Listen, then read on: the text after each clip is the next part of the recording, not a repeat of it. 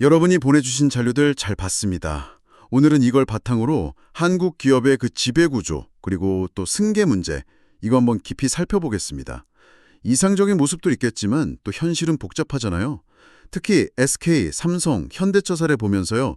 이 문제의 핵심이 뭔지 같이 고민해보는 시간 갖겠습니다. 네, 보내주신 자료들 보니까요. 좋은 지배구조라는 게 대체 뭐고, 이게 기업 가치나 또 국가 경쟁력에는 어떤 영향을 주는지, 그리고 항상 뜨거운 감자죠. 이 경영권 승계 과정의 과제들, 그 핵심을 좀 짚어보겠습니다. 좋습니다.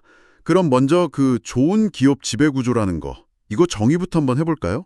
KCGI 강성부 대표는 이걸 기업 의사결정을 담는 틀, 그릇이다, 뭐 이렇게 비유했더라고요. 네, 맞아요. 핵심은 그러니까 단순히 누가 지분을 많이 가졌냐 이게 아니고요.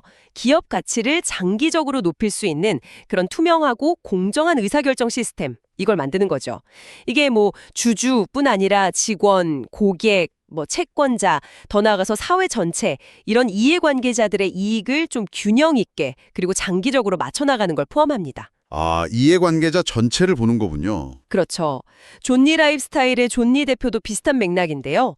좋은 지배 구조는 결국 신뢰를 높여서 기업이 자금 조달할 때 비용도 낮추고 또 불필요한 사회적 비용, 뭐 분쟁 같은 거요.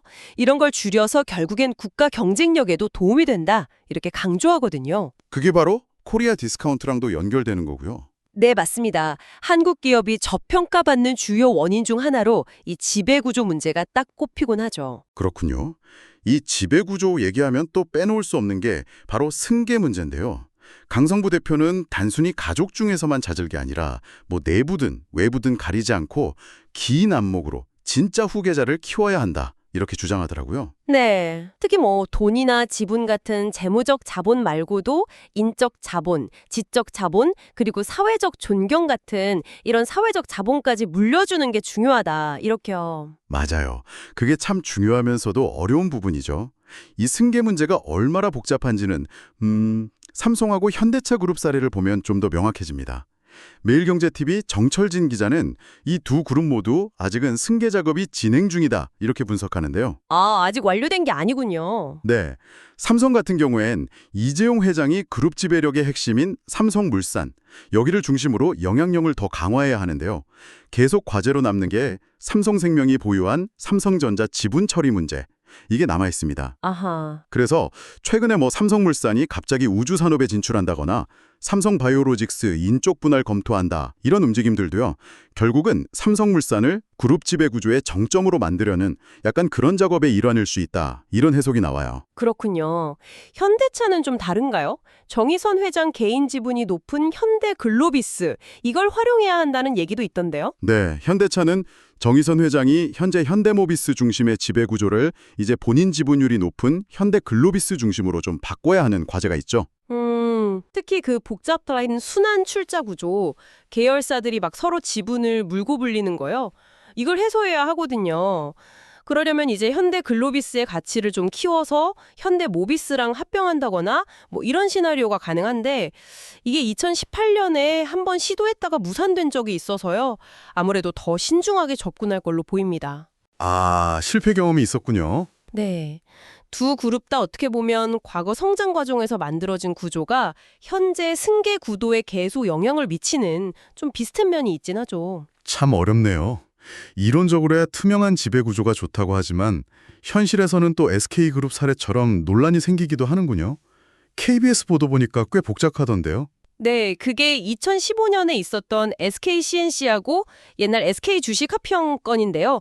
당시 최태원 회장한테 유리한 합병 비율을 만들려고 합병 전에 SK CNC의 기업 가치를 일부러 부풀렸다. 이런 의혹입니다. 의도적으로요?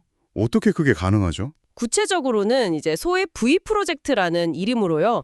SK텔레콤이 SK CNC에 실제 필요한 것보다 훨씬 많은 용역 대금을 지급하는 식으로요.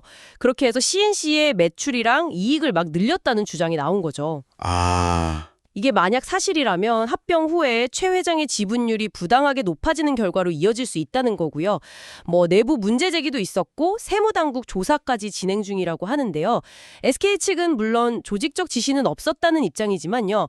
어쨌든 이 지배구조 개선 과정이 얼마나 민감하고 또 논란의 소지가 많은지를 좀 보여주는 사례라고 할 수 있겠습니다. 와, 들어보니까 기업 지배구조라는 게 정말 단순히 한 회사 안의 문제를 넘어서네요. 투자자, 직원, 사회, 그리고 국가 경제 전반에 다 영향을 미치는군요. 그렇습니다. 좋은 지배구조는 신뢰를 바탕으로 기업과 국가 성장의 어떤 동력이 될 수 있지만요.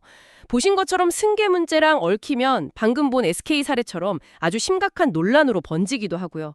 또 삼성이나 현대차의 고민에서도 알 수 있듯이 많은 기업들이 이 지배구조 개편과 승계라는 어려운 숙제를 풀려고 계속 노력하고 있는 거죠. 네. 다만 강성부 대표가 지적했듯이 기업들의 이런 개선 노력을 너무 비판적으로만 볼 건 아니고 긍정적인 변화의 가능성도 함께 좀 주목할 필요는 있겠다 싶습니다. 네, 오늘 쭉 살펴본 것처럼 기업 지배구조는 어떤 이상과 현실, 또 복잡한 이해관계 속에서 계속 진화하는 말 그대로 현재 진행형인 과제인 것 같습니다. 네, 맞습니다. 그래서 마지막으로 여러분께 이런 질문을 한번 던져보고 싶습니다. 많은 기업들이 투명 경영, 주주가치 제고 이런 구호들을 내세우잖아요. 근데 이런 구호 너머에 있는 그들의 진짜 지배구조 개선 의지, 이걸 우리 개인 투자자나 사회 구성원으로서 어떻게 좀 효과적으로 간파하고 평가할 수 있을까요? 이 부분을 한번 같이 고민해 보시면 좋겠습니다.